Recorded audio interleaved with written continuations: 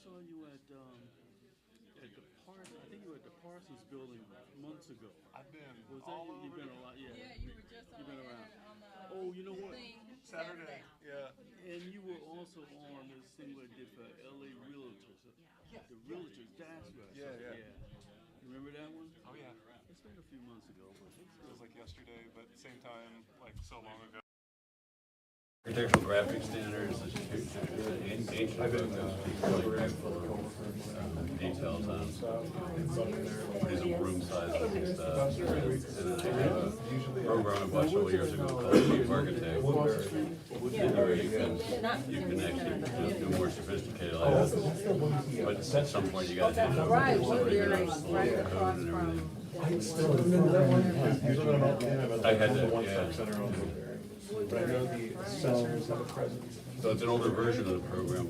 We dedicated Because I probably bought it 10, 15 years ago. When we were thinking about remodeling the house. I'm doing a lot of. I'm not like an expert in using it, but I'm an expert in using other mechanical design programs, so it's very similar. Today, So, of course, That program, but there's other ones I think. Still 11, doing over-the-counter counseling for Palisades fire victims. I hopped in the car, drove to Pasadena, and then Oh man, you get tomorrow off though, right? I don't know. only. So it's been good. It's been good busy. Like just like What's your position with the county? I'm a senior regional planner. Okay. So it sounds. But you're not doing any planning. You're marketing. You kind of. No. I'm reviewing plans too. spokesperson. I'm reviewing plans as well. Oh, you? So the weekends are kind of when like I can just like walk in and. Okay, well, did you guys hire people yet? So we're using a lot of the staff that we have. So like a lot of our planners, thankfully, have volunteered to work on the weekends. So we're like when they're done, when their like regular assigned duties are a wrap for the week, they work on the weekends to kind of like time and a half. Good deal. I miss my weekends though. Yeah. I don't think you can hear it anyway. That's Charles Bryant. I'm Brian McGinnis, yeah, regional planner. And this is Lunell. So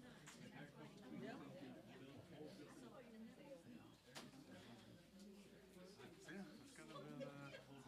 That's what's probably going to be for the foreseeable future. We'll get some more. It's gonna be like that for a long time. Yeah. Supposedly we're hiring more staff. Well, this is the thing. I'm just wondering because it's gonna build up to a fever pitch pretty soon. So, are they planning on hiring people? I think it's well underway. It's just the county's like gears are a little slow to turn, Yeah. but they got the ball rolling. So, and for the time being, we're getting by with just the staff that we have, so we can hire some more folks. Just get an intern who's only here for like a month, so we're like, well, better than nothing. You should work on that. Thank you. It's yeah, it's just weird because I used to work in the private sector for a planning private sector planning firm, and they're hire somebody with a handshake, and then just as easily let them go. But with the county, it's like just How long you been with the county? 3.5 years. Okay. Not too awful. It's gonna be your career. We'll see. I think at the 5-year mark, I'm like vested, and then I can kind of decide. 5 years. Look, I only got 20 more to go. Exactly. I have a lot of coworkers who are just like, been here, 18, 19 years, like, we're not going anywhere. Just, I know what you mean. Back in those Check. Good evening. How's everyone doing out there today? That's good. We got a whistle. Whistle out of Altadena.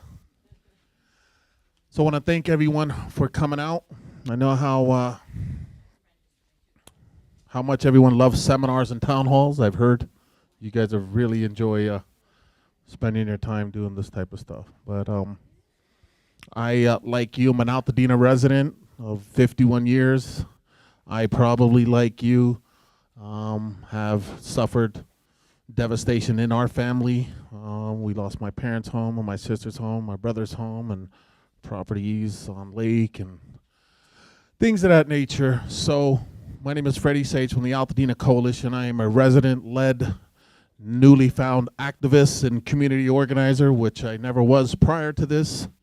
But I just have the belief in residents going to have to rebuild together. I'm a firm believer that it's going to be us who's going to solve our problems. It's not going to be government.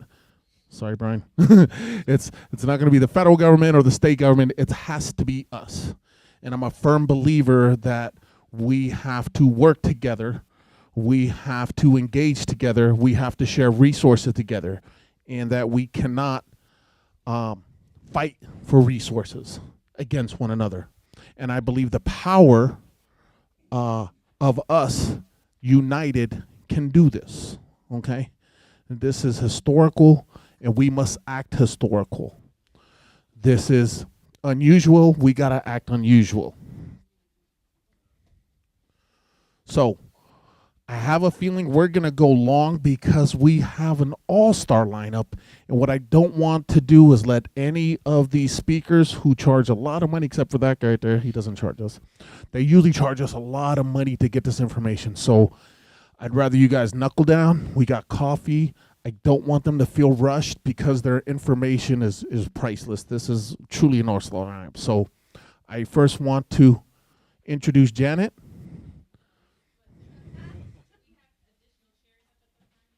I do. I have 3 here. Come on down. Come on, Florida. He says no. All right. Maybe we'll get them some chairs back there. You want to get chairs back there? You feel better? He doesn't want to sit there. Bring him a chair. So since the fire started, I've had an organization that has had my back throughout this entire process. I myself have been involved in about 50 community events, and this law firm has truly supported me in every event. They've given me the resources we needed. They've never asked for anything. They're not here to ask for anything, but I do want to thank LA Fire Justice for supporting the Altadena Coalition and helping to rebuild. They've given us office space. They've just said, Freddie, do whatever you need, help rebuild this town. And their CEO comes from our community. He was a state assemblyman. He was a Pasadena city councilman. He was the Pasadena mayor. And he has stepped in to ensure that this town gets rebuilt correctly. So it's an honor and a pleasure to introduce Mr. Chris Holden.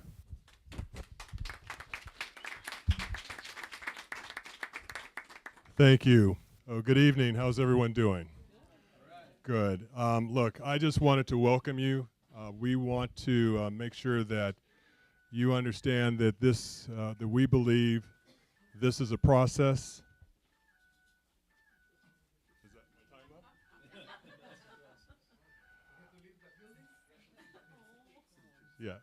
Yeah. I just want you to know that this is as you all well know, this is a process. And I want to salute Freddie and Altadena Coalition because he's right. This is a process of coming together as a community, working together to get through the initial trauma of this fire and how it's impacted and devastated many lives, including all of you and a community and those of us who didn't live in Altadena but feel that we have a family connection with Altadena. And as someone who represented Altadena for 12 years in the California State Assembly, this is going to require all of us locking arms together. And I'm just here today to say welcome, to be able to host you here and to hear this wonderful panel. I know that you have some talented people who are here to share information. I'm glad that you're here because you have a heart to want to rebuild.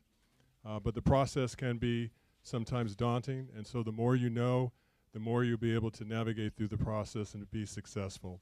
And just know that we're here, and if you ever need to reach out, We're here to be able to answer some of your questions, but I know you're going to get good information today on the process of moving forward and taking the right steps and navigating through the county and the state efforts to address this issue in a collaborative way. And as a nonprofit organization, Altadena Coalition has done an amazing job, and we're very appreciative of the work they're doing, because this is about a holistic process and it includes everyone. So thank you for being here. I hope you get a lot of good information out of it, and let's lock arms together and get this done together. Thank you.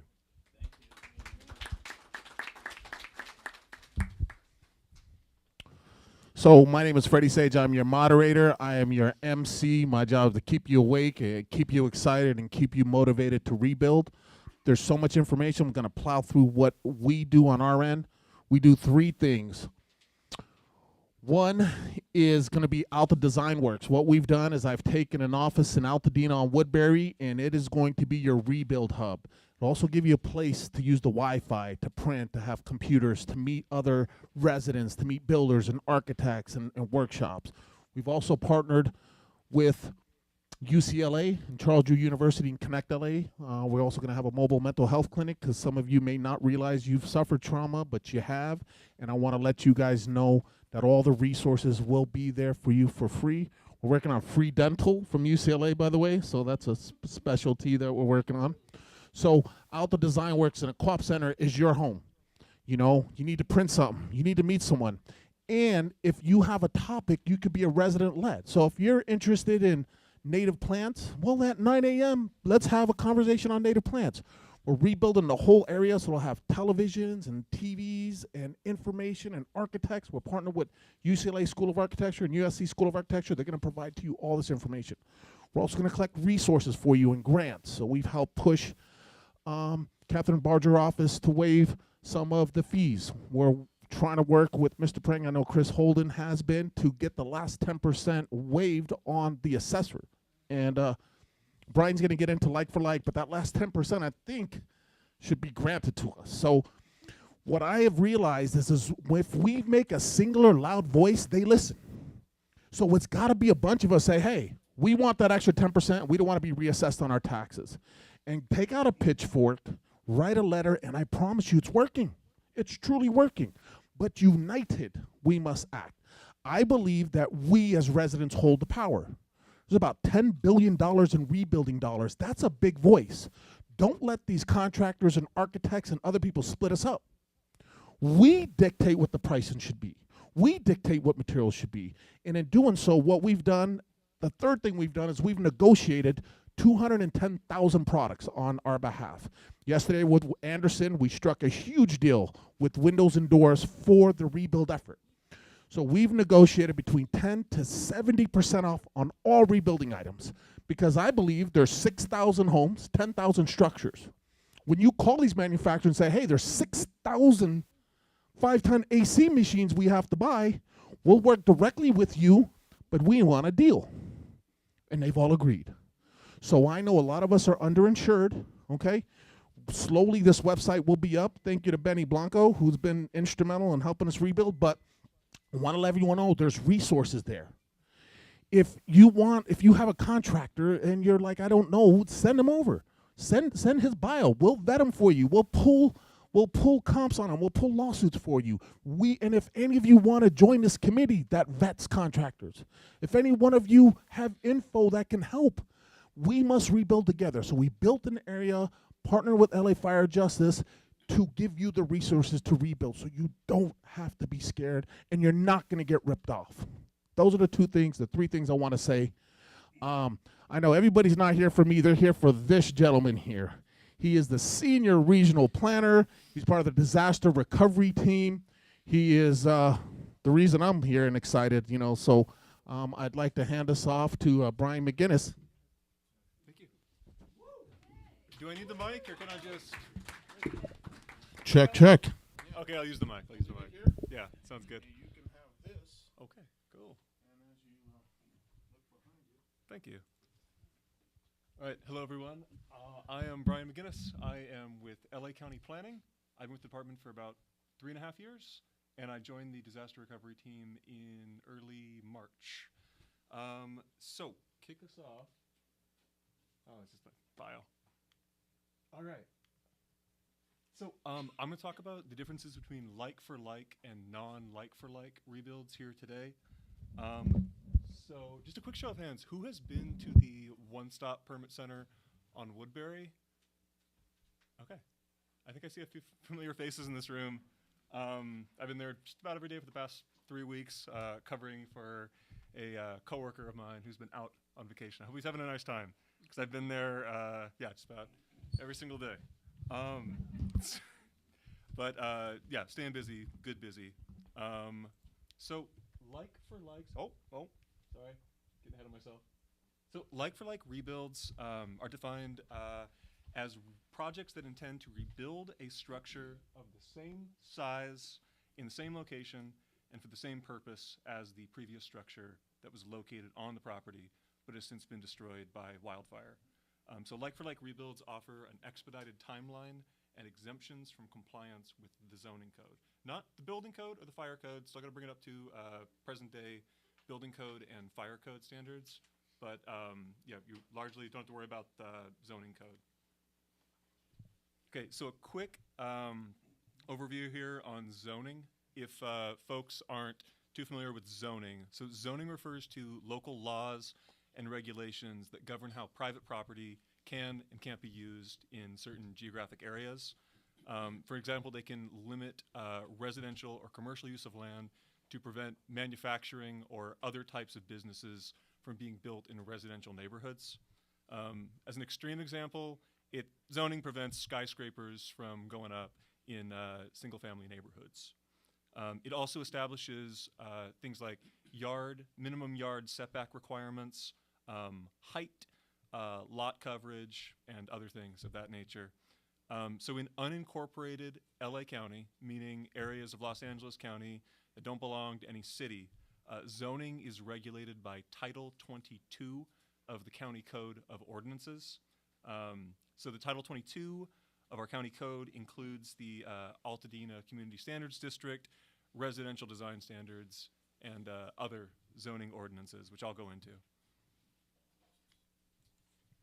Okay, so a bit more about what is like for like. So again, it's rebuilding within 10% of what existed previously. And just for Altadena, I'm skipping ahead a few bullets, but that it's 10% or 200 square feet larger than what was there, whichever is greater. And that 200 square feet, 10%, is on a building by building and use by use basis. So that 10%, 200 square foot rule applies to height, size, bulk, footprint, and square footage. It's not concerned with the internal floor plan or the room count or the ceiling height, provided you're within that 10% height increase.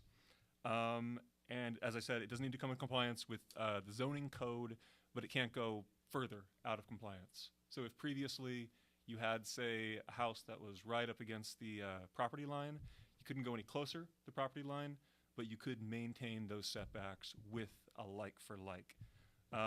You can also propose a new accessory dwelling unit as part of a like for like.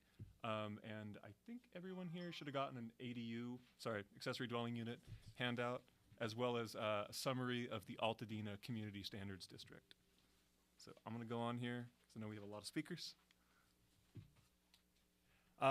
This slide, in short, I'm gonna go into it in the following slides, but different examples of what would be like for like or non-like for like.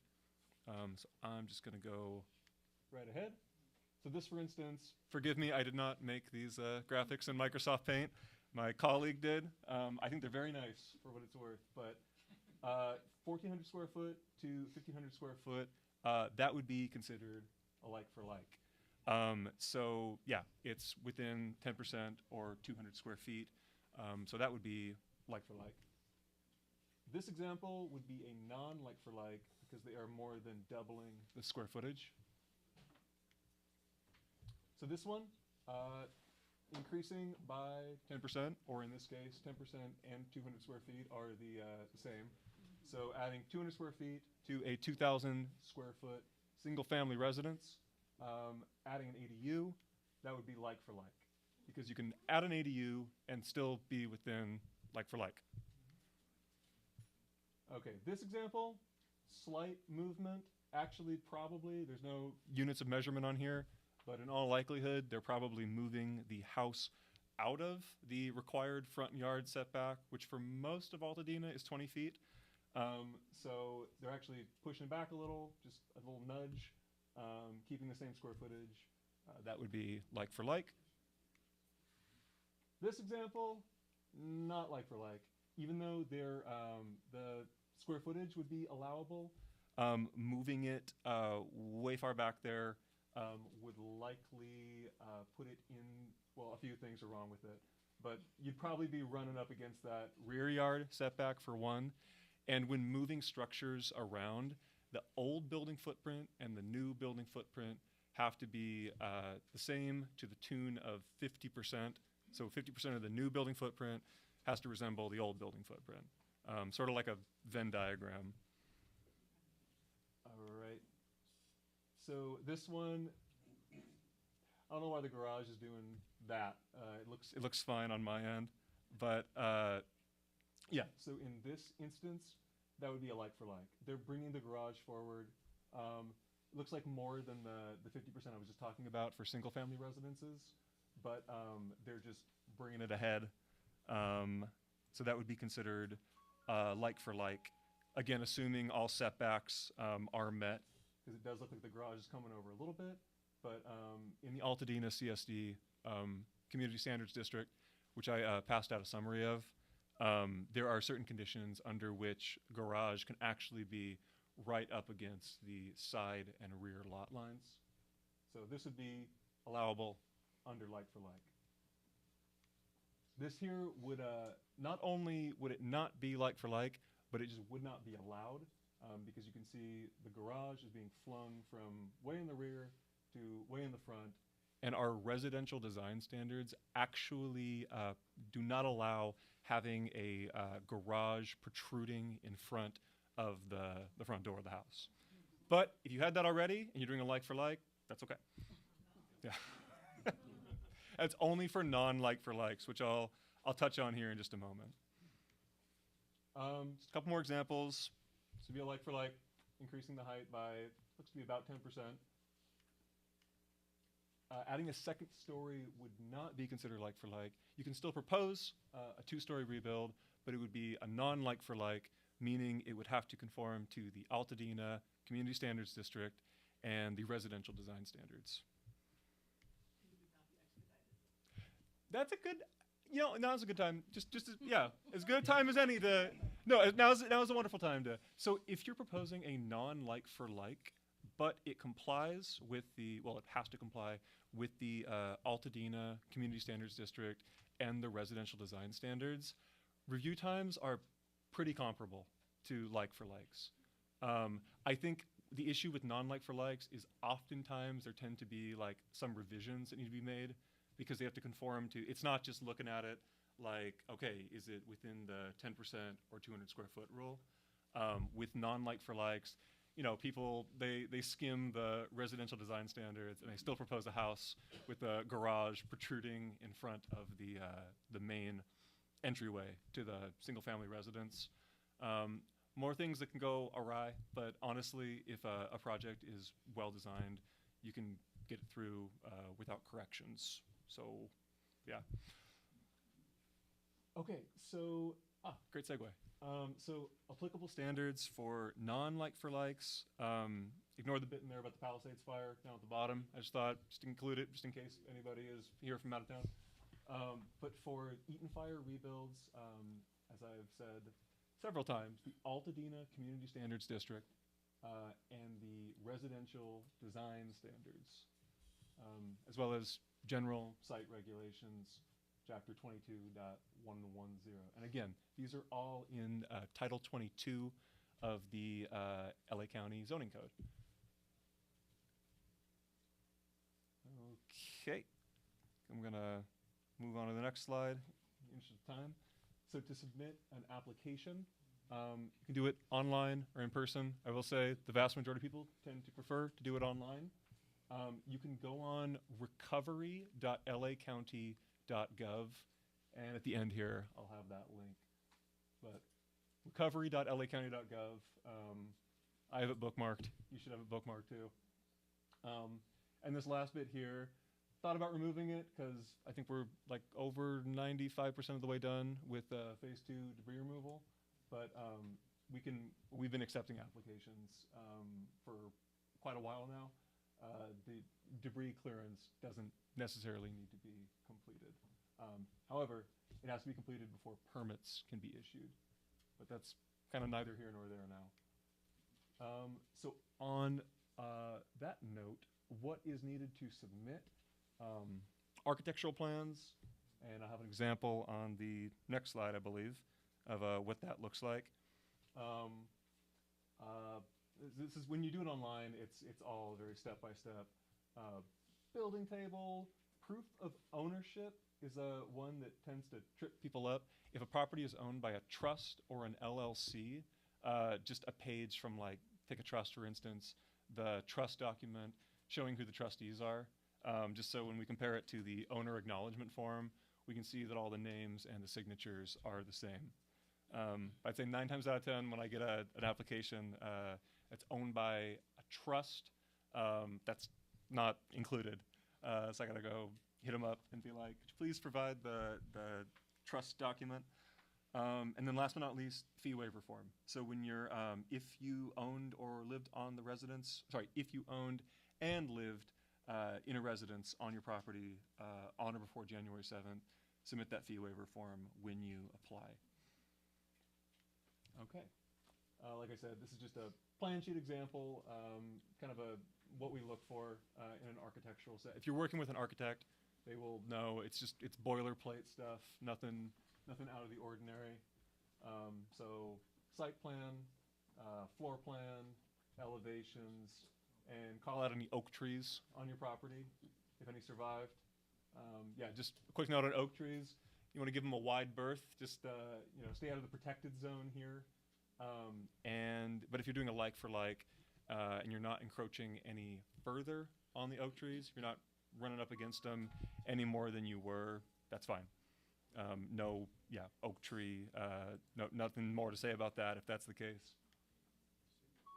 So our one-stop centers, if you happen to find yourself in Calabasas, come on by, but the closest one is the Pasadena One-Stop Permit Center, located at 464 West Woodbury Road. I think the majority of this room knows where it is. And our counter hours, Monday through Friday, 8 a.m. to 4:30 p.m. And we also have appointments available Monday, Wednesday, and Friday, as well as Saturdays. Yes? So could you, like, we always go to the one here, but we're closer to the Calabasas. Oh, you really? Yeah. Yeah, people come in there. You can still come in and show, like. Yeah. It's gonna be okay? I won't say it happens all the time. People come in there and they happen to live in Altadena or lived in Altadena and are temporarily relocated to like the Calabasas area. And yeah, it's the same crew, Okay. same disaster recovery team. So, yeah. Hi. We're also closer to Calabasas. Come on by. We tried. Yeah. They keep sending us and they're saying they're only handling the Palisades fire and yes. Regional planning or other agencies? Probably a few of the departments. Okay. I'm not sure exactly which one. I can only speak for regional planning, but I was there. It's funny. I was in Calabasas this morning and I was in Altadena this afternoon, and it's all the same to me. Yeah. Other agencies may be a little like sheepish about like because I mean some of the building and safety and fire might have slightly different. I don't know, but as far as regional planning goes, we're very adaptable. I'm reviewing plans from both areas. Yeah. I think that brings us to my question slide. So, are there any other questions, or should we? I don't know. I'll look at the. So MC. we'll do questions afterwards. At the end. But if anyone has a pressing one, I don't want you to forget. So check. Yeah. Check. Yeah. So ADUs can be proposed as either part of a like-for-like or a non-like-for-like project. So regardless of what path you choose, I think it depends a lot on, as far as that decision, like-for-like or non-like-for-like. I know this isn't your question, but I think it depends on like the site specifics, you know, dimensions of the lot and what was there previously, as well as what you're thinking of putting there, to inform you on that decision-making process. But as far as ADUs go, yeah, you have the ADU handout, right? Yeah. More pointed. Yeah, yeah. The 10%. Yes. Okay, like for like. Yeah. Could that be used on a house and an ADU, or one or the other? So the ADU regulations are separate from the like for like. I mean, you can put them all on one site plan. So if, say you had 1,000, for the sake of making it easy, making the math no brainer. You had a 1,000 square foot house. Right. You could propose, 10% would be 1,100 square feet, but 2% or 200 square feet would be greater. So you could propose a 1,200 square foot house and an ADU. And the ADU, the max size, depends on like what kind of ADU you want, detached, attached, garage conversion, and that's all laid out, like those rows on the ADU handout. Yeah. So would the taxes be higher on that ADU? I cannot speak to taxes because I do not work for the office of the assessor. However, the assessors, they do have a presence in Altadena at the Altadena Community Center, and I can dig up that address. I don't know it off the top of my head, but they're also in the Woodbury One-Stop Permit Center on Thursdays, as of just a few weeks ago. So there's a representative from the assessor there who's fielding questions. Of course, yeah. I just wanted to, for this gentleman over here, we went through the ADU question for our rebuild. One thing that can affect it is whether you're on sewer or septic. If your house was on septic, the ADU will require its own septic, which can be a real headache. Will that That's something. will that that have tax implications or? It wasn't a tax implication. Okay, It's that public this health. It was like a 50-year-old house with Yeah. a septic system built for that house. If you add an ADU, even if it was a junior ADU in the house. Yeah, that's a very it good would point. still require its own septic because it's considered separate. I know that public health has requirements. If you start adding bedrooms, public health may say, whoa, can your septic system handle it? It's really only septic. If Yeah. you're attached to sewer, it doesn't matter. And now they're exploring a lot of the houses in Altadena that are on septic. They're talking about bringing some of them over to sewer, but that's going to be a long process. That may take a year or more. We're gonna have a whole Q&A, but Let's wait for the Q&A. But yeah, thank you.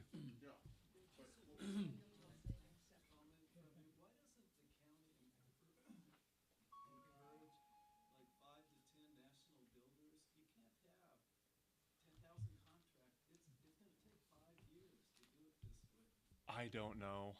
I can't, yeah. because we may not want 5 builders to build us like they do on the east side. We probably don't want to look like East Fontana. I think a lot of us, at least my opinion, is we want our old character. I mean, you drive down the street, you see a Spanish and a modern and a ranch. I think that is what we kind of want Altadena to be, to see 5 massive developers come in here and track home Altadena. Will probably not be what these residents here are hoping it to be. I think we want our old town back. And leading that is an architect who is extremely prolific in this town and community, has been instrumental, has a storied career. I would hate to say how incredible he is as an African American, but as an African American architect, one of the most prolific one. I put him on the levels of all architects, but I think his work in this community has just been outstanding. It's an honor and a pleasure. The principal architect and co-owner of Mass Build Design, Mr. Charles Bryant. Thank you for that, Freddie. Much appreciated. Excuse me.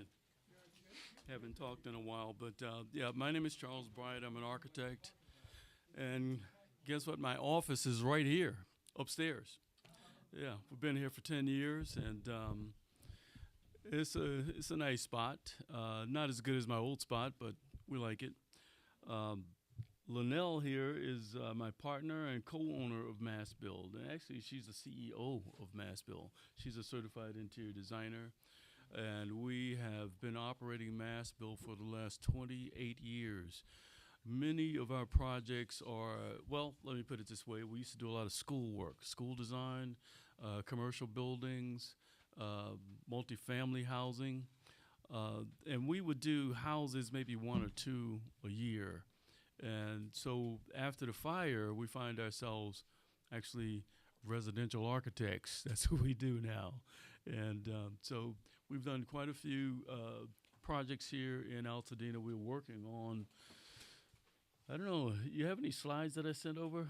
There's a few that we're working on right now, including our own house, because we lost our house as well. We were on Taos Road in Altadena, and we were actually in the office while the fire was burning. So that's one of our projects, our own house. So we're here to help anybody that needs help in designing their house. And I'm going to kind of talk a little bit about the process.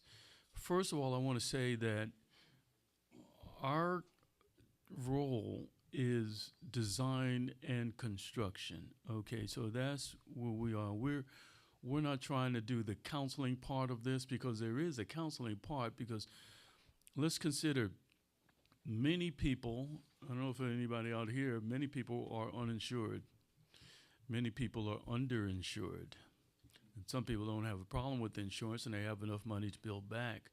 But there's organizations out here, and I really appreciate what Freddie said about the coalition. This is fantastic. I really wasn't aware of all the things that the coalition did, but there's also organizations like Neighborhood Housing Services.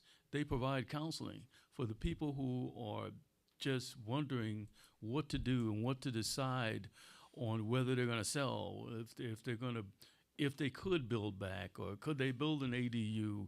And they have counselors on staff that could direct them on where to find resources. That might be in the form of money or whatever, but that's what they do. But what we do is we offer our services and free consultation for design and construction. Just kind of give you an idea about the process of building back. It's always going to start from a plan. I don't know. That's me up there. It's always going to start from a set of plans. Somebody's got to build those. Somebody's got to design the building.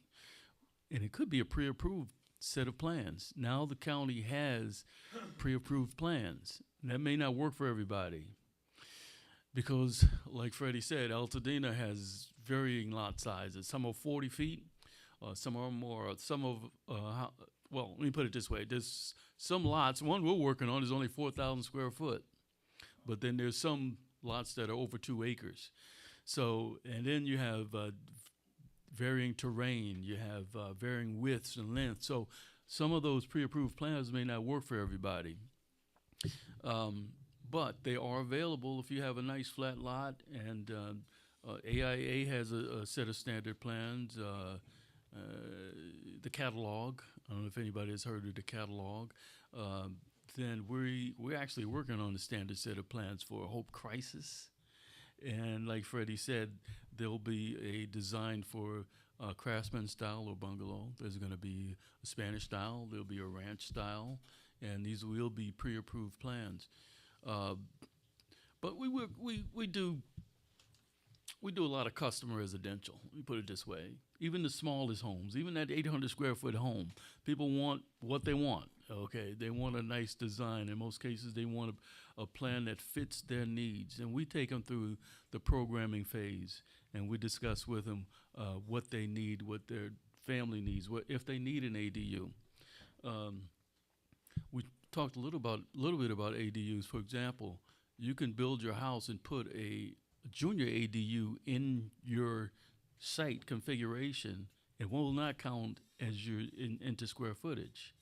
Okay, so 500 square foot maximum. Okay, for an ADU that's within your home, you could take a portion of your home if your site is big enough, build an ADU as long as it has its own private access. It works. Now you could have that ADU could share the kitchen and other areas of your house if you wanted, but it has to have its own access. Then you can do a separate ADU depending on your lot size, but they're, say, 800 square feet for maximum size for ADU. So we're working on a few of those. Quite a few people want ADUs, as we're finding out. So it's very helpful for, for your extended family and for rental income if you need it in the future. Or you can build an ADU, live in it while your house is under construction. Freddie, you had a question. Yeah, I want to shoot some questions at you because Okay. you've got a genius mind, and I wanted to get some of these answers out. How large can you go on an ADU? Excuse me. I think the maximum ADU is 1,200 square feet. 1,200 square feet, And the junior depending ADU? on the lot size. The junior Junior ADU? ADU, the maximum size is 500 square feet. And the junior ADU has to share a wall with the main home, correct? Yeah, it'll share a wall with the main house. Okay. Yes, and it could have access to the main house as well. But it needs a separate entrance. Correct. Oops. So a separate entrance on the ADU and doesn't need a separate entrance on the junior ADU. Yes, it needs a separate entrance. Okay. It has to have its own private entrance. And in what phase of the rebuilding process should someone start thinking about an architect? Before the building process. When you think about building your house back, that's when you should think about an architect. Bring in the architect, because that architect is going to be your advocate from beginning to the end. And these are the things. Well, the architect, we're here to help. We're here to protect your investment here. And I'm going to give you an example how this works. Okay, if you go to a builder, straight to a builder, and don't get me wrong, there's many builders who are gonna do the right thing every time, but there's some builders out there who will say, okay, we're gonna build you a house, and this is the square footage cost for it, and let's just say he says $450 a square foot to build your house, and you start talking to him, and you say, okay, well, I want this granite flooring that I saw in the magazine. Well, that's not standard. That's going to be a little extra. Okay, well, this is the type of bathroom appliances I want from Snyder Diamond. Well, that's extra too, Next thing you know, you're building a house for $650 a square feet. That's what I'm saying. But when it all adds up, and that's when all that is going to be profit. But if you go to an architect, all these items are specified in the beginning. And then you, at the bidding phase, after the plan check phase, the bidding phase is when you choose your contractor. Because then you have a choice of contractors, and they will look at it and say, well, I'll do it for this amount, and I'll do it for this amount, and maybe you go to 3 of them, and you take the best qualified contractor. And I say qualified. Not all of them are qualified. That's why they have to be vetted. Correct, and I'm gonna chime in on that. And that's what we advocate for. The architect puts together plans. The architect also helps you design at cost, because the wrong architect can create an incredible plan, but then come find out how much it's gonna be to build those plans. It doesn't make sense. So having an architect at the early stages where you communicate with him, where he has a clear understanding of what you're looking for, where he also has designed these types of homes, because I personally feel someone who specializes in Spanish modern architecture may be a different. So you want to take a look at the work of the architect to make sure that these are the type of works that he's comfortable with, that he has a good understanding of how these things work together. But it's critical at the stage that the architect is really your advocate. And once again, when you do have those plans, we are demanding of you to shop those plans, because as soon as someone overpays, you start to set a line where these contractors go, okay, well, now we're at 600. Well, now we're at 700. And so our goal at the Pasadena Coalition and Alta Design Works is to ensure that you have this information so that you don't just go with your cousin who had a friend who did something, okay? I want to arm you with information and knowledge, okay?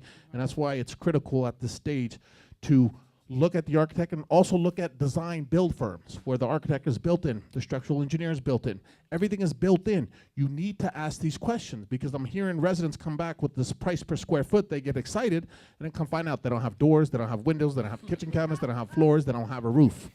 So it's critical that together we get all the information and then negotiate together. Because I feel if we can set there's enough profits for all these guys, but we have to dictate.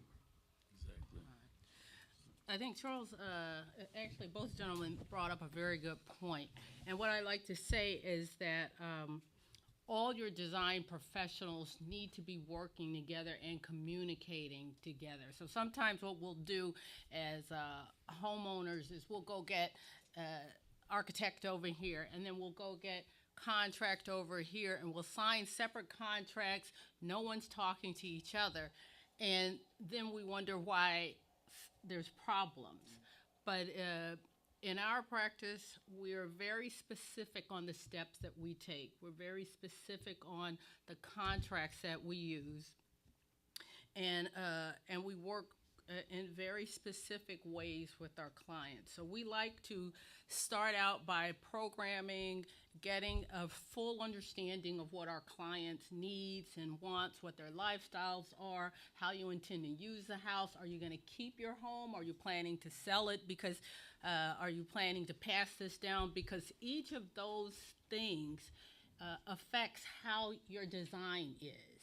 And whether you go with an architect or you decide to do a design build, you need to have those conversations up front because it definitely informs the entire process.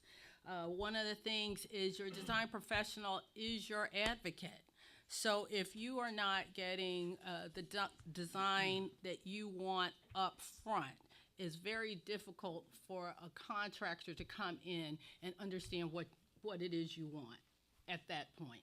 You know, it's really difficult for you to then, when your professionals aren't communicating with each other, it's really difficult for you to have wanted a specific look and your GC does not understand that or is not adept at that. It's very difficult for that person at the end of the project to make that work. So here's a couple things I like to say to my people. Be very clear about what it is you want. I mean, sometimes you're just in such a flux, you know, you're so emotional, we're just so emotional about it, we can let somebody talk us into different things. And I'm not talking about your professional, I'm talking about your neighbor, you know. Oh my gosh, girl, what you really wanted was the blah, blah, blah, blah. And next thing you know, you're off on a tangent building your neighbor's house, you know? And so what you really want to understand is, what is it that I want? If your professional does not ask those questions, it's okay for you to just start writing it down. We ask all of our people to start a Pinterest and just start adding in whatever it is you think you want, you know? And that doesn't mean that what you thought you liked today is what you want a month from now. It just means here's some ideas, and these are the things you're going to want to share with your design professional. What we're asking all of our people is to just go wild with it. You know, don't try and design based on what you think you can afford or what you think your insurance is going to cover. You need to say, okay, I'm starting from scratch, and if I had all the options in the world, this is what I want. Because it's so much easier for us to take all of that information and scale it back to what you really can afford than for you to start out and we built this tiny house because that's what you said you wanted, and now that the walls are getting constructed, you're not happy with it. Those changes come at a price. And it's not your design professional's fault. It's not your GC's fault. You were not being honest with yourself. And we are giving you permission to be honest. You always wanted that bidet. Let's get it in there. You know what I mean? I'm gonna chime in here, and I like to chime in and interrupt. But she's factual. Everybody's talking about like for like for like for like. There is some benefits, but I don't think they outweigh your dream. For me, you know, you have a 92 Camry, it gets into a wreck, the insurance company wants to buy you a new car, but they're saying go back and, you know, you get a 92 Camry with maybe 10% upgrades. I say build the home of your dreams. Build back the community of your dreams. Don't let like for like jam you up so much. I'm in full agreement with Lynette, who didn't get a proper introduction. She is one of the most prolific certified interior designers. She's went to Drake University, graduated with honors, USC Ross Minority Real Estate Program. She's with Goldman Sachs, SBA Emerging Leaders. She's advisory board of School of Architecture. She is just a gem to have in our community. So I just wanted a proper introduction. But I'm in full agreement. Build the home you deserve, not the one you can afford. I also want to add to that for Linnell. She's worked with Mass Build for the last 28 years, and she's as good as many licensed architects, I gotta say. But what I want to also add is that the process from programming and planning through schematic drawings, design development, construction documents, plan review, and then that's when after that is when you get your bids. That's the process of design. There's about 5 stages. So the client will sign off on each stage so that you know what you're getting the whole time your building is being designed. Right.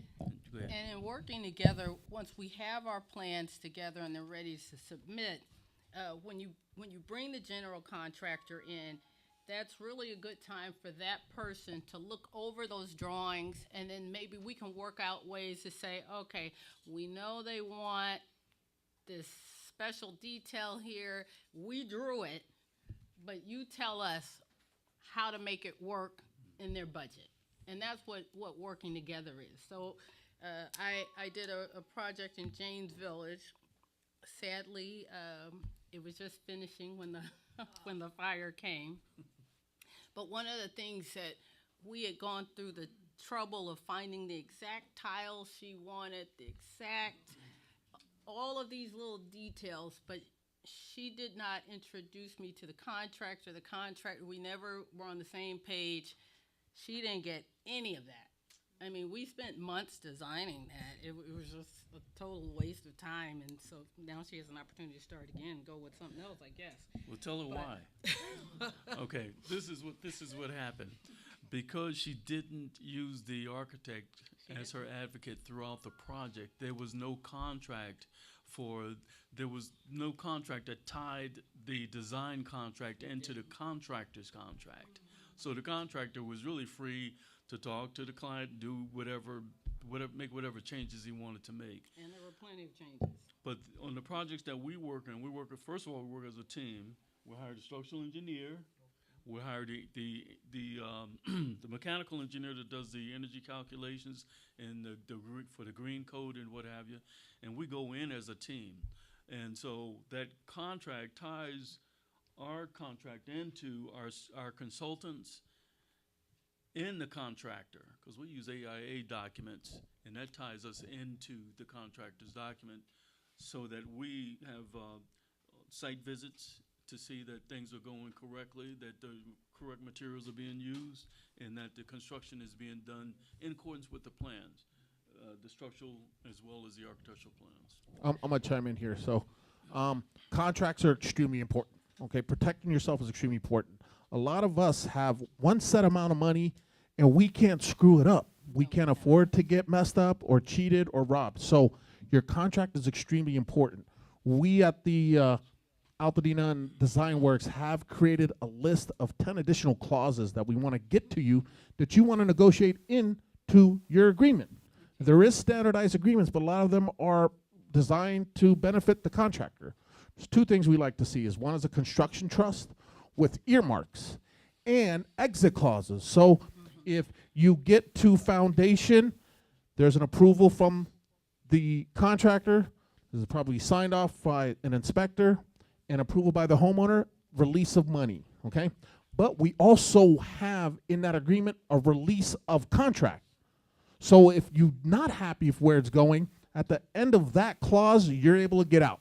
Right. You have all your money, maybe the foundation's off a little bit, but you're not in a devastated standpoint. What we don't want is you're stuck with a contractor you don't like, you're stuck with work you don't like, you're not meeting milestones, or you've released too much money in advance. So, we'll help guide you through this, and the residents will, but we want to get you this information to empower yourself.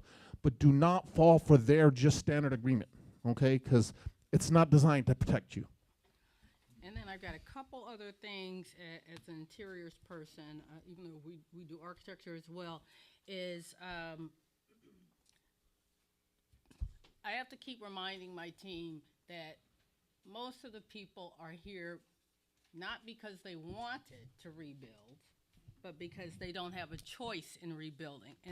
And when you approach it from that, you have to have a little more respect for the people and the money and the time frame and the emotions involved in it. And since we're going through that, we totally get it. And so something I like to make sure that people understand is as you're living in a second place, you're not generally the client that's going to, when the house is finished, you're going to rebuild and buy all new, you know. You're going to take what you moved into your new apartment with into this house where you're going. And so as you're talking to your design professional, let them know the stuff that you already have. Because if you're building a, you know, your bedroom and you have a California king and we've made that bedroom for a standard, that bed is not gonna fit. I mean, those kind of things you're not even thinking about. But you went ahead and you bought all this massive furniture that's not gonna fit in your little house that you just bought, or you bought little furniture and you've got these humongous rooms. We had one client who doubled the size of their house. Wow. You know, every room is even bigger. They've got porches, they've got colonnades, they've got all kinds of stuff.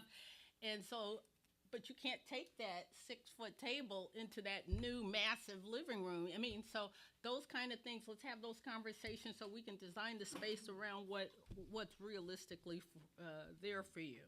You also want to keep in mind, I know the money is tight, but as you're thinking about the appliances and the plumbing fixtures, try to keep yourself from trying to discount everything. And so a lot of my clients will make appointments for them to visit Snyder Diamond or Pacific Sale so they can get an idea of what's out there now. But what they might start doing is, oh, well, you know, this oven is $2,000, but if I get the one over here that's $1,000, I'll save that $1,000, I'll have that money to go. Once again, get the features that you need, because what you're doing when you're pick and choosing, you're not getting what you want. And then if you run out of money later on, you're going to take that $1,000 and now you're down to that $800 stove and stuff. And what I want you to start thinking in terms of is, just as he was saying, you're going to get you want to ask for the volume discount. So maybe you can splurge on that oven, and then maybe we'll get a more commodity toilet, you know, instead of getting that $100 toilet at $800. Maybe we can spend a little more money over here and then work with our vendors to get the better prices over here. We can work on all these things, but don't deny yourself because you're trying to save money 2 years before your house is even finished. You know, negotiate the whole thing. We want to negotiate the whole thing. A lot of our vendors are, and they're not advertising this, but they are discounting because we're in the fire zones. And some of them will, when they see your zip code, they will automatically discount. And then some of our GCs know how to have that conversation and get that discount. So don't try to discount. Don't try and free yourself from that.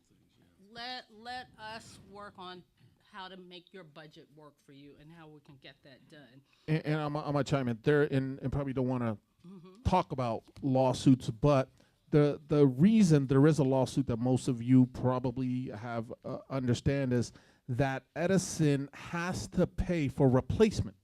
Okay, so Edison is going to be responsible to replace what they owe.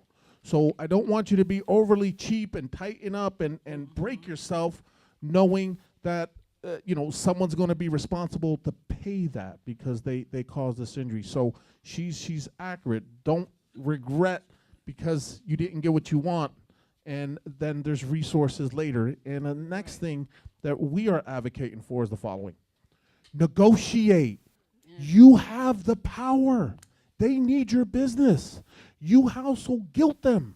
Guilt these national companies. We have been. We've been walking in the Lowe's and everyone, and we've been negotiating for the residents, saying, hey, you know what? do this for us. And guess what? We have not been denied once. We took down the largest window manufacturer in the world yesterday on Discounts Incredible. So it exists, but you can't just be a regular shopper. No, you can't. They need you to be vigilant. Negotiate. If you don't know how to negotiate, come see us. We got top negotiators. Yeah.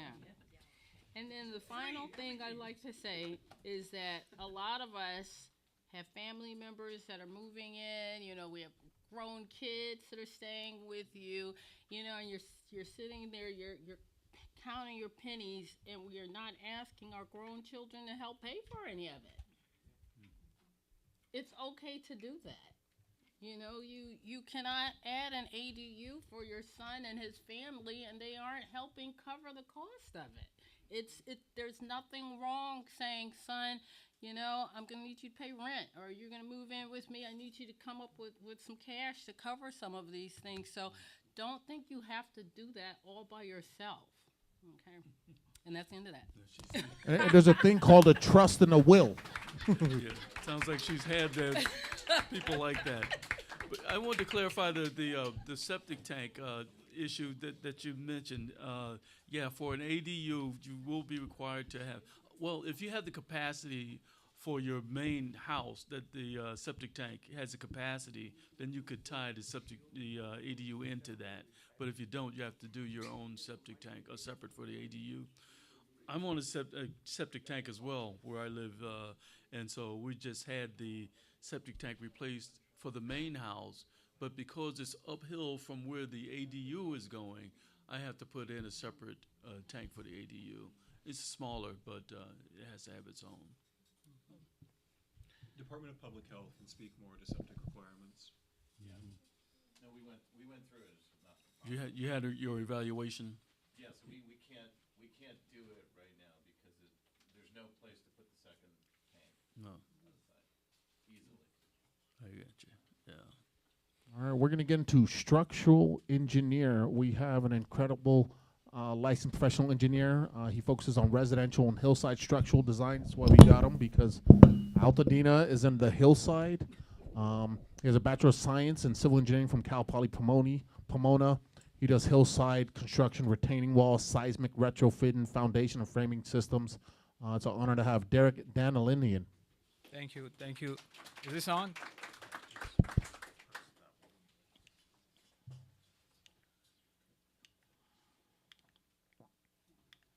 Oh, thank you. Well, Freddy, this is amazing. See, this many people united. Honestly, I have a friend in Cal Poly Pomona. He's a professor. I gotta tell him to bring his student here. It's 2 years of engineering and architectural school. You can just figure out everything you need to. It's a lot of good information. It's my first time here. I wasn't expecting such a well-informed crowd. So some of the information I have here is basic, and some of them already Brian covered in a lot more detail. So I'm just gonna go a bit fast. But let me know if you guys have any questions. My company is pretty new. I've been in the field about 8 years now, 3 years as a licensed professional engineer. I've done work almost everywhere in California, San Diego, San Francisco, but about 80% of my jobs is in LA. So I started a company about 2 years ago. We do almost everything except public. We do warehouses, hillside houses, multi-million-dollar properties, hillside luxury apartments, single family, lot of ADUs, and it's really a good opportunity for me to be here. So these are some of the sample projects I just have here. What exactly is a structural engineer? Well, I'm glad you asked, because I have a very basic PowerPoint here. I thought it's going to be... well, let me go back. Oh, did I skip that? I had... here. This is very basic, but you'll be surprised. I still have family members asking me, what do you do? What do you exactly do? And I'm like, look, I work with an architect. And they're like, oh, so you're an architect? I'm like, no, we work with them, but we're not quite the same. So just to sum it up, architect does the functionality of the building, the skin of the building, how it operates, and how it looks, and how practicality of the building. Whereas civil or grading engineer, they're prepping the site for what's going to come, which is going to be the building. So a civil or grading engineer does, some of you might need a grading plans. We do. I'm mostly specialized in structural engineering. I have a friend that works with me. He does most of the grading and civil engineering. But that includes any site preparation, and if there's any soil that needs to be removed. A lot of times in hillside properties, if you want to build a house, there's going to be some cut and fill, and those just mean removing soil and putting soil back in, and how the water navigates through the property. So those are the jobs of a civil or grading engineer. And then the structural engineer designs the skeleton. So whatever we do, you usually don't see them unless it's like an open pergola or a trellis. It gets covered with a drywall and a stucco, and but it's there. It costs you money. So a good engineer and an architect that really is in touch and collaborating with the engineer is a key for you to build a really efficient house.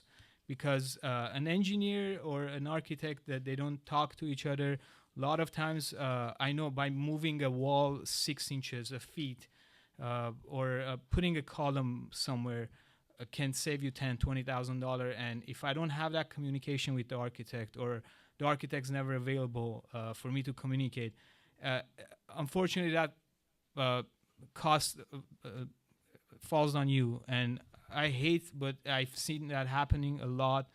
That's why, like Charles was saying, the communication of the team is a key. And most of my communication, unfortunately, happens only with the architect. I'm not lucky enough to be in touch constantly with the client, but just through experience, one thing I've learned, the client who emails straightforward with the architect, include everyone. Once you know who you're working with, include them in an email. Make sure you're on a loop. And if I can't reach the architect or the architect can't reach me, you can be the point of contact. Push them. You're paying them. Make sure you get what you're paying for. So because those little stuff, they eventually going to cost you and they're going to come out of your pocket. So just don't be shy. Email them. Call them. So I had some of the basic questions here. Some of them we already went over. I think I'm missing one, which is fine because Brian already went over it. What's like for like? What I wanted to talk about, when you do like for like and people say, yes, zoning codes are exempt, but I did a lot of projects after the Woolsey fire in Malibu 2018. I still, believe it or not, I get projects in past year, unfortunately. What happens is when you do like for like, it's right, you get exempt from zoning, but the building codes needs, like Brian said, they need to be up to date. And what this means is oftentimes I design a house and midway in construction, the owner goes and is like, oh, these floor joists are so heavy. My header was like a 2x4, or my attic was just a bunch of 2x6s and 2x4s. And I'm like, it's like for like. Shouldn't it be just 2x6s? They cost quarter of the money. And I'm like, you're right, but the building codes need to be updated. So there's certain minimums that we are allowed to use, and it's gotten stricter, and we're designing buildings heavier, and for good reason. It's not just to take money away from you. It's you're gonna see floor joists have bigger sizes now. A beam you used to have, it's not working. So we might opt for an engineering product or a more expensive product. So just have that in mind. Don't be surprised. Don't call me being angry at me, or you're a structural engineer saying he designed heavy, it's like for like. Those stuff happen. Question, at what stage should we start thinking about a structural engineer?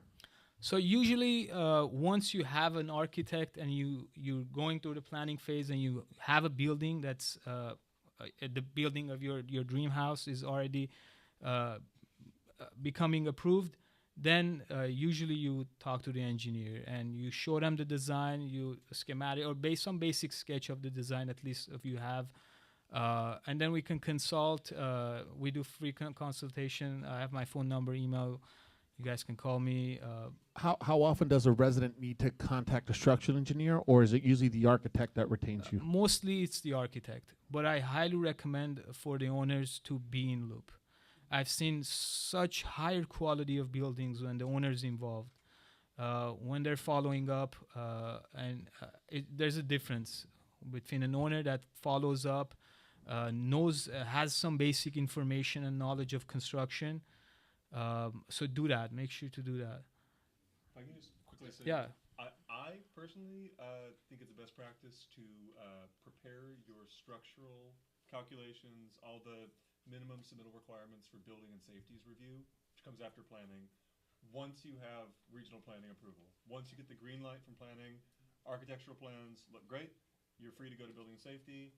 That's probably when I would prepare because I see people do it, and to each their own, but if you, do everything all at once, you have one big submittal package with your architectural plans and your structural plans, and something needs to be done about the architectural plans, it can lead to a lot of, Unwinding. Duplicate work.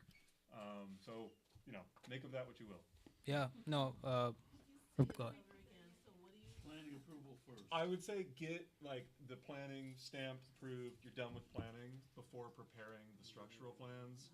But some people do it, they just submit everything at once, and then it stresses me out to no end, because if anything needs to be changed, then... What we don't want to do is ever stress out these guys. Because those are the guys who are going to put you into a time machine. And all of a sudden, you're just out there. I got a tough question for you, a guy like you. Now, my job here is to ensure that our residents get the best deals. Now, how, and you don't have to quote your price, how do structural engineers actually charge, and what are some things we should look out for when we hire one, and what are some red flags where we should be careful of that specific structural engineer? Biggest red flag, which to this day it just blows my mind when I see people charging for corrections. Make sure your engineer is responsible for getting you an approved set of plans. A lot of engineers say $2,000 for an ADU, and you submit, you get a corrections back, and they're like, oh, $800 more. That $2,000 should include an RTI set of plans. So just to make it clear, your contract should say this fee for approved plans. Because if it's not approved, are you the structural engineer? Are you? No, it's your fault. You're the guy who submitted that. We're not structural engineers. So if there's a correction, changing your it's your fault, record not ours. Is a process. You're just gonna lose time, which is money, which is frustration, which is you don't want to do that. So the correct answer is approved plans in your agreement. Now, is it a flat fee? Do you charge based upon the design? Do you charge based upon the square footage? How do structural engineers charge? I typically for ADUs and basic stuff, I have a basic ballpark price, which is I'll just say $1.50 to $2.50 per square foot. So if I have a 2,000 square foot home compared to the contract, a 2,000 square foot home is right around $3,000. About, yeah. Okay, and flat fee should be the way to go, correct? Yeah. For approved plan. At least that's how I do it. Yeah. Okay. What is too low and what is too high to be skeptical of in pricing for this area? I've seen people do ADUs for $800. Well, let's talk real home. How about just straight home? What's 2,000 square foot houses? I've seen people do it for $1,500, and I think that's. Can you get a good job for $1,500? I mean, is that? I doubt. Maybe they're eager. That's fine. I can't judge their work. I've seen people do good work with $1,500. So, but if what someone happens comes in is a at lot of times. $1.50 a square foot. So let's say $1 a square foot. Is that a reasonable price? That's a pretty good price if he's on time. A lot of time when people do that, they're just they're like fast food of engineering. Okay. So it's just grab and go. There's not a lot of time and care put into the set of plans, and they're just standards. What amount is too high that we should say, hey, this is more than what an average structural engineer should be? I don't think it should cost more than 6,000, 5,000. How about price per square foot? What should be that number? So 2,000 square foot, I think at $4 a square foot, you're paying a lot of money. There's a lot of money. So Yeah. so 150 to 250 is a good range? I would say so, yeah. Okay, keep your notes. She said that's a good price. Well, we like good prices, so let's fight for good Yeah, I prices. mean,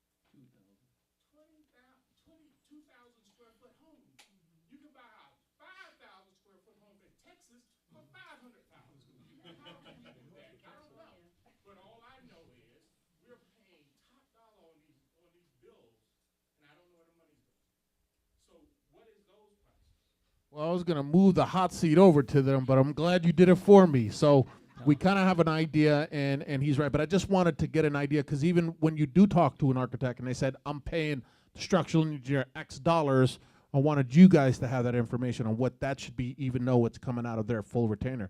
But speaking of architects, I don't know if you guys want to get into it, but just one thing to say Sure. is that's for a basic building. So a lot of people will send me a drawing and they're like, this is 1,500 square foot, so it should be $3,000. But it's just the design-wise, it's a lot more work. A lot of elevation changes, a lot of custom openings, a lot of those add up. So when I look at a drawing and I see one side of the house is built up of entirely windows, there's like 2 feet of wall in the span of 50 feet, that's a whole different design procedure. So depends. This is for a very basic, very standard set of 2,000 square foot house. Yeah. So going to the architects, you know, we're all underinsured. I barely meet anybody who says I'm overinsured. I have way more money than I need. I'm good. So we've got to fight for every penny. Okay. And I know that the architects. I know we've negotiated with architects, and so we've got some down. But what are red flags? How do you charge? Why should you pay someone more than another guy? Give us an idea of how the architectural financing works. Okay, first of all, let me just say this. It doesn't matter if you have a standard house that's pre-approved from the county, if you use a design builder, whoever you use, you're going to pay for design one way or the other, even if it's included in the cost of construction. The other thing I want to say is that the cost of design is minuscule compared to the cost of construction. So we got to keep that clear. The time and effort that goes into a design is by the architect is based on the hourly fee. It's based on his overhead. He has to have some profit. It's based on the people who work for him, and that's not including the consultants that are involved in the design. Because remember, you have in the design process, you have the structural engineer, you may have a mechanical engineer, you may have an electrical engineer, you may have a soils engineer.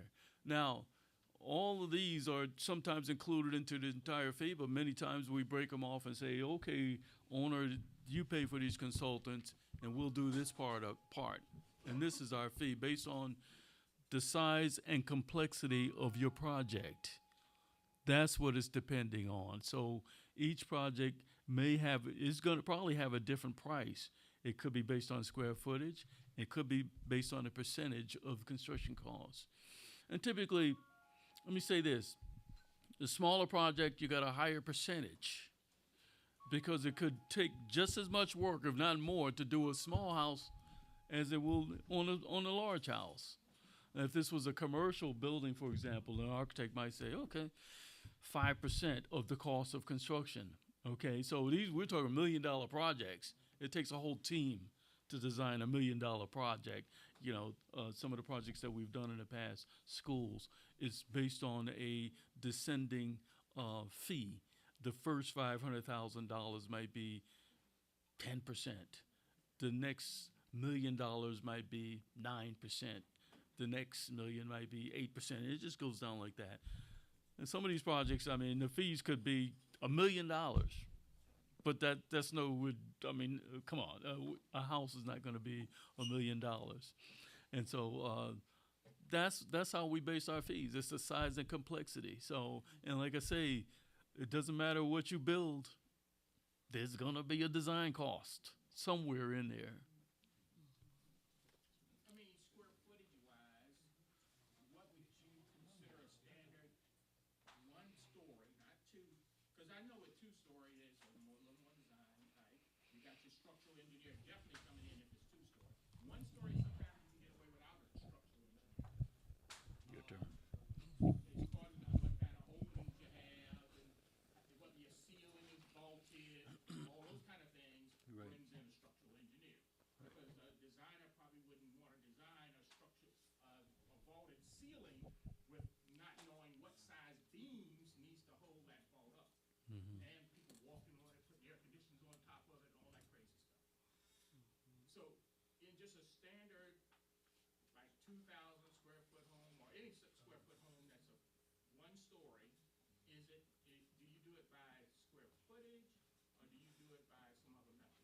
We could do it by square footage. In most cases, we'll use a square foot cost depending on the complexity of the house. Go ahead, Lynell, you want to respond to that? Yeah. So what we do in our office, we take the plans from what we call pre-design. We stay with the project through construction administration, and that's while construction is going on. And then we generally will visit our projects up to the 12 months after just to make sure everything's okay.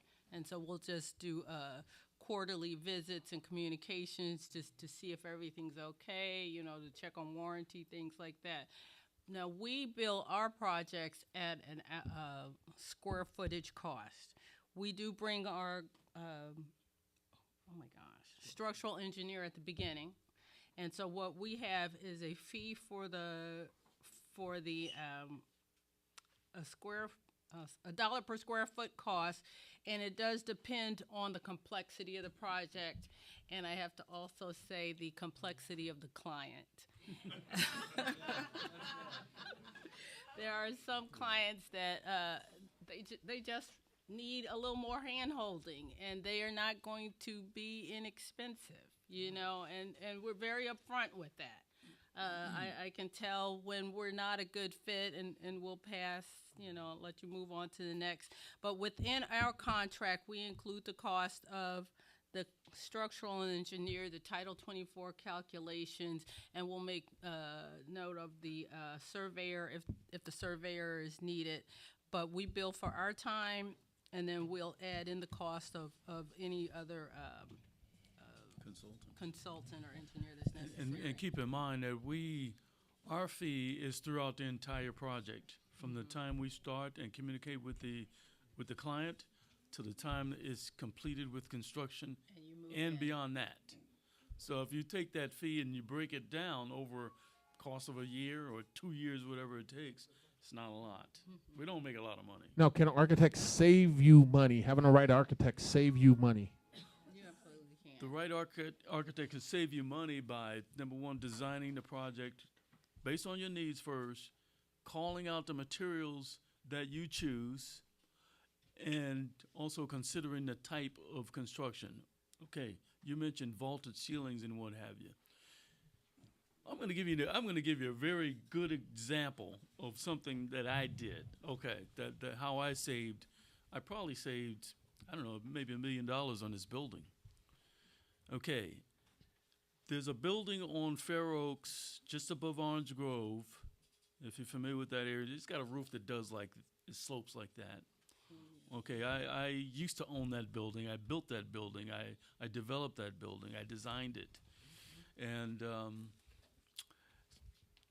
I designed it with glulam beams because I took the cost of what it would take to do it in steel, and I said, well, if I design this in glulam beams and it's the property, the building is 50 foot deep, and I do these at intervals of, I think it was 15 feet, and then I put these purlins in here, and then I can put the insulation in between the glulam beams. I probably, I saved substantially rather than doing a steel beam, a steel construction. Then on the floor, I designed my own concrete floor, for example. Normally a concrete slab on the floor is at least 4 inches thick. It's got rebar, probably number 4 and number 5 going both ways.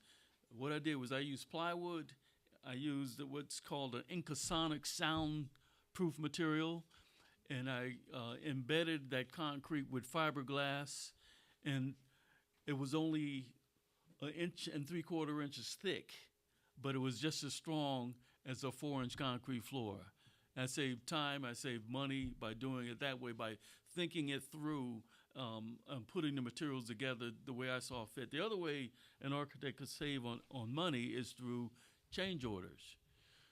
What really is a change order and what's not a change order? If you have the proper contract, number one, you have to have the proper contract to keep your advocate involved in that project throughout the construction process. Your contingency, I don't know if anybody knows what a contingency is, but that's the cost overrun of a project. That might be 10%, right? That's more than the architect's fee. And that architect could save you that 10% because the contractor's going to go after it every chance he gets.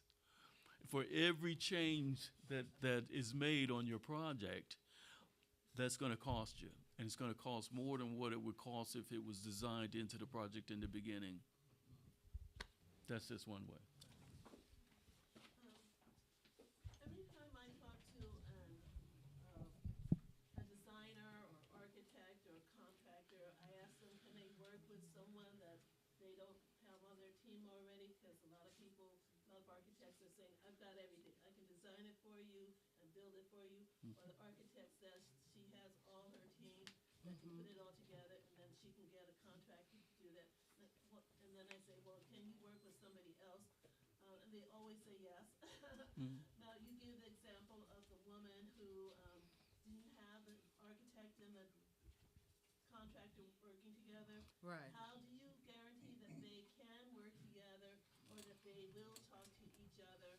And it seems to me that, along with what you were saying about how the architect saves money, what I was told by some of these people too is that the architect is there to make sure the contractor does everything that's in the contract. Right. So how do you assure that they're doing that? I like this example of emailing everybody, which is what I was doing when I was rebuilding my sunroom. Is there any guarantee everybody will talk with each other, or how do you assure that they do? Okay.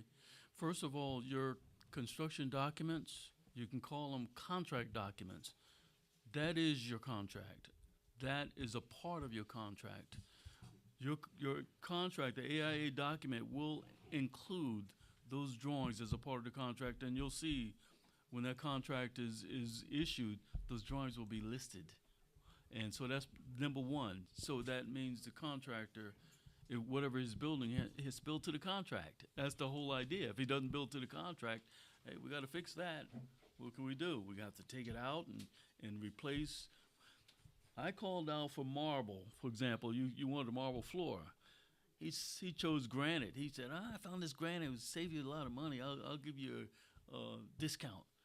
No, I asked for that marble. I went here and I chose the marble, and that's what I want on my floor. That's what I want on my wall. And so the contract says that's what he's supposed to do, and that's what he has to do, and that's why it's a good idea to have the architect as the advocate for your project, even during construction. Well, as you were saying, we want to build into the contracts protocols on how to work things through. So, for instance, when I gave you the example of me on the James Village house, we never had that opportunity to get together and talk. And what I like to do and establish in our contracts is that before the work starts, when the contractor is selected, and we leave that completely to our clients, you know, that because that relationship is so important for you to be able to have someone build your home that you are comfortable with. But what we ask is that when you make that decision on who you're selecting, that we're able to sit down together and walk through those plans. Because it's at that point that we can communicate with you present what the design intent is. And at that point, we might say, and we can always discuss, these are the finishes, this is why, this is the look I'm trying to get with, this is the cost that we've all agreed it should be. And then maybe the contractor says, well, I see you did this, but here's a better, more cost-effective way of doing that. Or here's something from my experience that would be better in doing this. And so we have regular, and your architect should do this, we have regular intervals as the home is being built where we stop through and check. And we're checking on it. Is this being built the way the drawings show? And what we also write into those contracts is before substitutions are made, we need to be advised. Because then we can determine, is there really a valid reason for this substitution? How should that have been resolved? Is there something that maybe the structural engineer should come back in and reevaluate? You know, all those things. Or maybe, and you know, this happens all the time, you thought you wanted that, but now that the walls are going up, you're like, oh, I don't like that. And so rather than having the contractor on the spur try and create something, then they come back, we sit down, we revisit it, we take it back to the county, we come up with a solution together with your input, and then we continue on the process. So all those things should be packed into your contract already, and your contractor and your architect, the architect should be visiting that site regularly while it's being built until it's finished to make sure that we are advocating for the design that you said you wanted. No. All right, we have another question here. Hi, I'm looking at the Community Standards District document, and around the garage, we lost a house that had a single car garage. And if I'm looking at this, it says that 1 to 4 bedrooms, 2 covered parking spaces. So and yeah. If you're doing a like-for-like rebuild of the garage, or it's project by project, so if you're doing a like-for-like rebuild, you can rebuild the exact amount of parking that was there. Okay. If the house is larger, not like-for-like. If it's a non-like-for-like rebuild, then you have to provide covered parking, and that can be a garage or a carport, whatever the Pasadena CSD, Community Standards District, calls for. And again, standards depend on the zone you're in. Most folks are in an R1 zone, but there are always exceptions to the rule. Okay. So. And the old garage was on the property lines. That's fine. Yeah. That's still okay as it qualifies for the. We may need. Look at the Alta CSD summary on the right. I've looked at this thing so many times. On the first page, right-hand side, if you're in fact in an R1 zone, yes. It talks about parking requirements. I think if you check like 4 boxes, it has to do with like, you know, the height, the amount of the overall backyard is taken up, you can still do that. Although I know my colleagues in Public Works and Fire would really, really like it if it were nudged back a little bit from the Understood. property line. Understood. But there are additional requirements that kick in when something is right on the property. So it sounds like we will need additional covered parking based on what I'm hearing from you. Based on what I've heard, Even on a small lot. yeah, and site-specific questions we can talk about like later, or you can come into the Altadena. Great. One stop. Thank you. Any other questions? Let's try to get everybody in here. Thank you. Hi, I have a question for the Bryants because we're very concerned about our timeline, and I'm wondering personally, how's your house coming along, and when do you feel like you would be able to move into it? I'll tell you this story. I tell everybody every chance I get. We checked the box. I went up with my structural engineer, and we checked the box to keep our foundation. And well, what happened was the Army Corps of Engineers, the subcontractors, ECI, and then is Anvil Construction as the subcontractor. So when they have you meet up there before they start taking out the debris. And we had our meeting up there, and these guys have been 30 years experience driving this equipment. I said, because I told them I think the equipment is too large. You need something smaller for this. Long story short, they damaged the foundation beyond repair, and they did additional damage. They ripped out trees. They ripped out plumbing lines, and so it slowed me down by about 2 months so far. Anyway, I'm telling you that because I'm telling everybody, because I am upset with them because they're not going to pay for it. They said they're not going to pay for the foundation. They did take it out, but now I have to have the foundation redesigned, and we have to pour a new foundation. So we, in the meantime, we decided to expand the house a little bit further, and so we're in planning. I put a new septic tank in for the house. I expect to be out of planning soon. So I'm telling you, Dennis, so that you can check on 110 Towels Road, all right? Am I your assigned You're the guy. Yeah. Good question. Who'd you hire as your architect? I had a picture. I sent you a picture of it, but maybe you can find it. I don't know. We've told everybody, let me just say, we've told everybody, we from start to finish, if everything goes well, you should expect between 18 to 24 months to where you start those plans to where you get the key and you walk in. And so, it's amazing. Everybody's so busy now. We're delayed because surveyors are backtracked and structural engineers are hard to come by and all of that. And it is taking a little longer for the plan review than we thought. But I would still say between 18 to 24 months. Was that the same as before? Like a year ago? Yeah. Well, no, because the regional planning took months. The plan review process, just on that little bathroom I was doing, it took over 6 months to get an approval of that simple thing.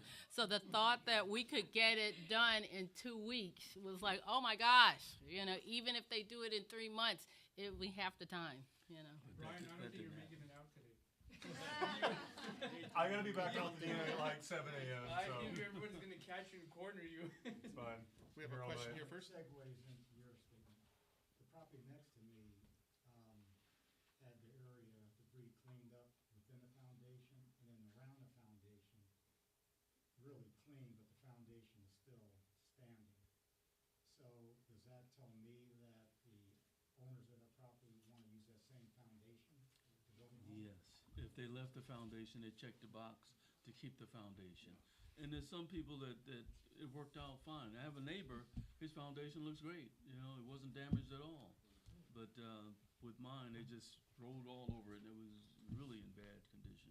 I got a quick question for Brian. We noticed that there's new artificial intelligence in the planning department being implemented. Can you explain what that is, how it's going to work?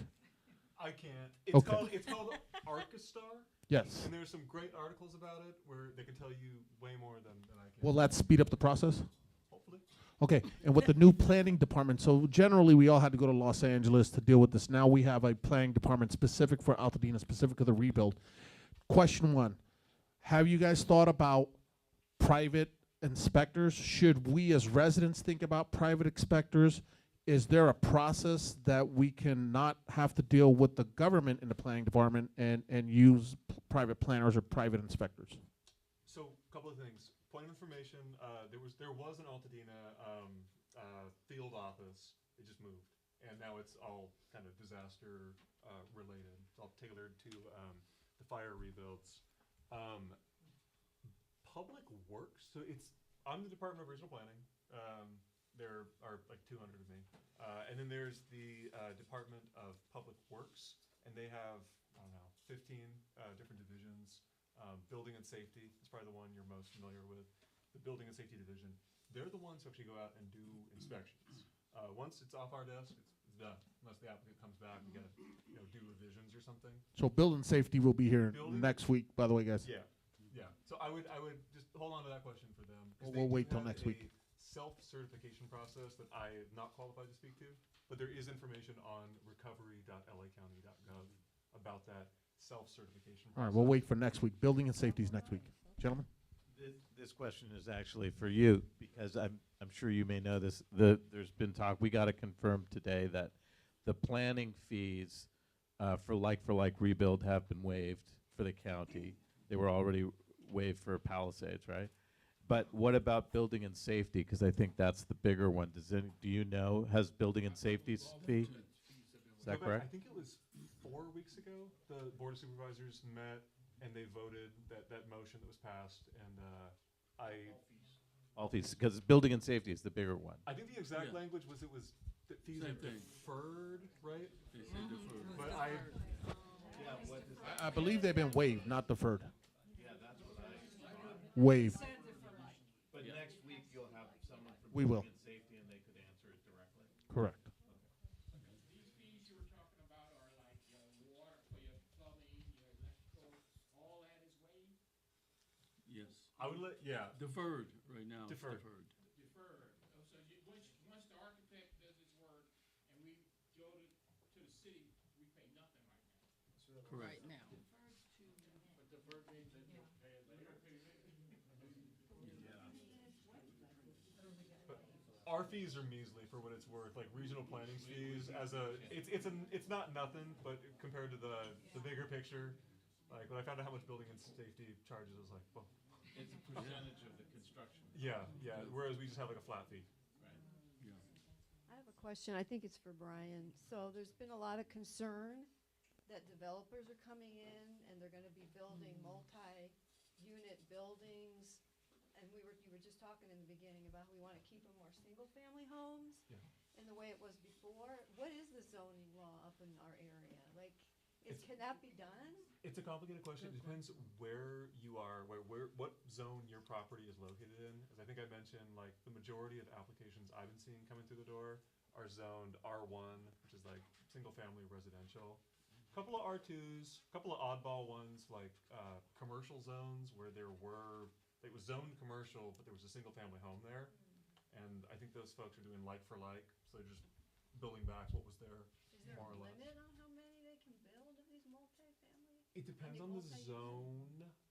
For the most part, if you live in a single-family neighborhood, you're probably going to see single-family homes. Maybe some more two-story, ADUs. but ADUs. But ADUs. So, but that's kind of, I mean, time will tell. I'll address the fees, though. This is coming from the Los Angeles County site. On June 17th, the LA County Board of Supervisors unanimously approved a motion to waive and refund fees. Deferment means you owe it, but not now. Waive means you don't own it, so long as you are the occupant, meaning it's not a side business or a second home or things of that nature. So it is waived. So how is that SB 79 going to affect this? Do we have any SB 79 experts in the building? Maybe you are? Can you tell us what SB 79 is?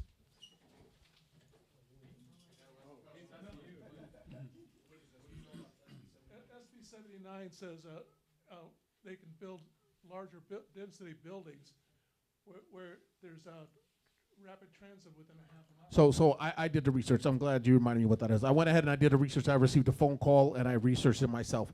If you're within a half a mile of a major hub, train, or bus, I ran all of Altadena. I found nothing that would qualify. So I don't see there being a density issue.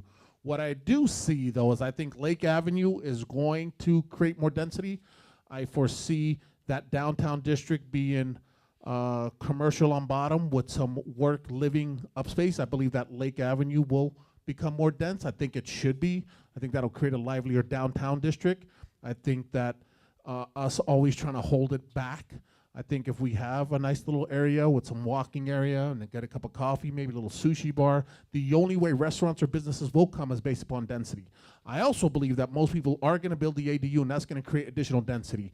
Businesses, corporations look at the number of households and heads to decide whether or not they're going to put a Trader Joe's or something there. So Lake Avenue will probably become dense.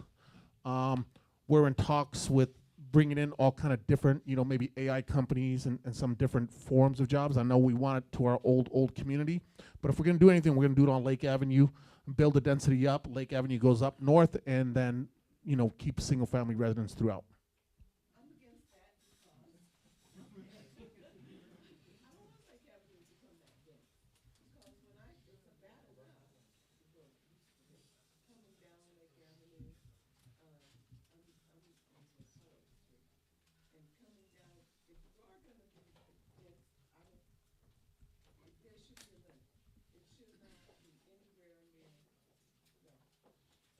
Well,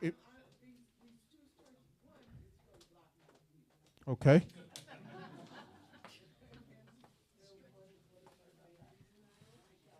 Sure.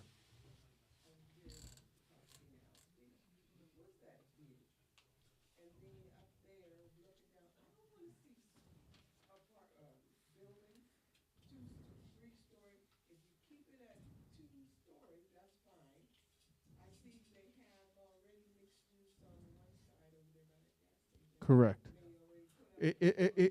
Before the fires, we saw it coming. They had the one with the State Farm building, which I kind of didn't like the green. It was growing. So we have a housing shortage and crisis.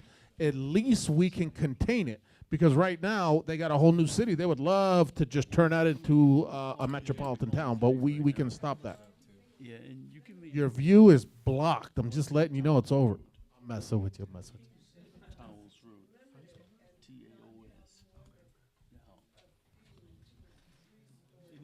TAOS. I just think that if density is going to come, it's going to be on Lake Avenue. I was going to plug the... I just see it.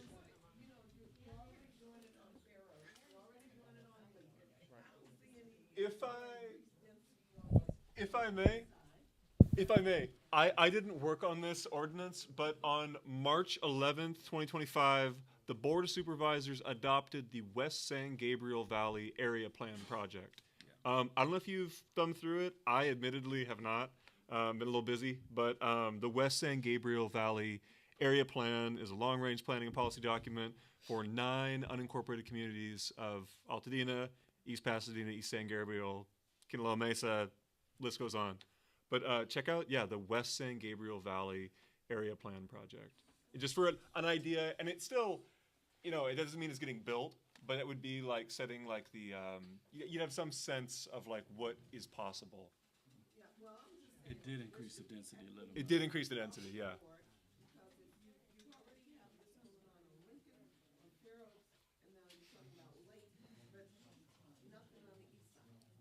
I saw another What would consider the east side? Allen? Yes. I should let the MC do his MC thing, but I'm ready when you are. Is planning going to have any fire hardening requirements when we bring our plans over to you so that even, because we're not using, some people are not going to be required to meet, the current standards for rebuilding. Yeah. The old setbacks and all that kind of stuff. Yeah. So, my biggest fear is that I'm not going to get insured because my neighbor is still keeping his 3-foot setback on his property because he's doing like for like, which makes my house more likely to catch on fire if there is another fire. So, are there any fire hardening rules that we're going to have to meet when we take our plans to planning? Yeah. Would you like to respond? I'll respond. Yeah. Okay. Yeah. There are fire hardening rules, and the code has been changed. It's mainly for the purpose of the insurance companies, but let's face it. I don't care what you build on this. If you have another fire like that, it's going to burn anyway. At 100-mile-an-hour winds, with dry conditions like we had. But we're doing this for the insurance company. So Chapter 7A of the building code includes hardening of the building, the roof, and the walls, and the windows, your vents. And there's quite a few items that have to be addressed. We have to address that in our buildings whenever whatever plans we do, we have to address the new Chapter 7A and explain exactly how we're hardening up the buildings. One thing that we found, Freddie, is that instead of the requirement that they have for 5/8 type X chipboard on the roof on top of the diaphragm and 5/8 type X chipboard on the walls, I found a material from FirePoint. It's a plywood with an intumescent coating that will give at least 1.5 hour of fire protection on the walls and the roof. So you can use that as a diaphragm as well as the fireworks. Exactly. Use it as a diaphragm and also as your shear walls, and it also acts as a fire protection. So my neighbor who says he's building the exact same house that he had before is not gonna, he's gonna have to meet new requirements for his house? Yes. He's not gonna be able to build exactly the same thing because he's gotta meet these new. Well, now that's a question for Brian. I would say if I was the architect, I would say you still have to maintain that 4 or 5 foot setback. I would just say it, because there are some houses in Altadena that are built right up to the property line, and I think if you're building like for like, they will allow that. The building envelope may be the same, but it would have to comply with present-day building code, fire code, health and safety code requirements. But the setback is still gonna be the same for them. if they're choosing to do like for like, they can maintain those what are called legally non-conforming setbacks. But it's gonna be there's other hardening requirements. My fear is just that the insurance company's gonna say, well, look how close they're gonna raise our rates no matter what, right, in Altadena. But it's probably gonna be 5 times what we're paying right now. But yeah, that's gonna make it more complicated for. No, I think as long as you meet the requirements for fire hardening, and as long as you comply with the code, I think that's what they have to base it on, and not the neighbor's fence. How close is your fence to your house? His fence to your house? Sorry? How close is the fence to your house? No, my neighbor, I have 3 feet, he has 3 feet. I mean, that's 3 foot side yard, that's it. I'm sorry? A 3 foot side yard. Yes, 3 foot, yes, on Interesting. both of my neighbors. And are you planning on building back further from the property line? Yeah, I'm planning, but they're not planning on doing that. You should be okay. It'll be 8 feet from the. It'll be 8 feet between the houses. Yeah, I have to do like 5.5, 6 feet, yeah. So 8.5, 9 feet from your structure to their structure. I'm not an insurance adjuster, but that sounds sounds okay. Sounds okay. Yeah. I heard that the solar and sprinklers were not being required because they were being required, then they're not being. Stay tuned until next week because that's a building and safety. It was waived officially. Solar has been waived officially. I mean, it's not mandated. Okay, that's great. That's what I heard in the last conversation. Wait till next week. Yeah. Stay tuned. That's how we keep you coming back. Sure. How much should we personally know about what's going on? Because, I'm not an architect or a contractor, but I'm learning a lot. And also, how intrusive is that when you're talking to the architect and the contractor, and you're asking them questions about what's going on, so what it is. For example, the first designer I talked to had to learn that there's a difference between the designer and the architect. She asked me to get the copies of the permits and the plans for the house so that she could give me an idea about how much it would cost to do an ADU for where I was at the time. And then she mentioned, somewhere around in that conversation, she mentioned how much she gets an hour. And so, yeah, I was glad to go get those permits and plans, but is that something? So what's the question? How much should I know and how much should I do? So I think would normally the architect get the permits and plans, or is that something they give you the opportunity to get so that you save them some money so that you're not paying X amount of dollars an hour to the architect to get that? You probably have a much more profound answer than I do. So Well, can I no. go? It'd be a tough act to follow. But I'd like to hear both answers. Okay, well, from the architect's point of view, our job is to get your plans to the point where they're approved. We will take them to the building department for the approval. That's the approval process.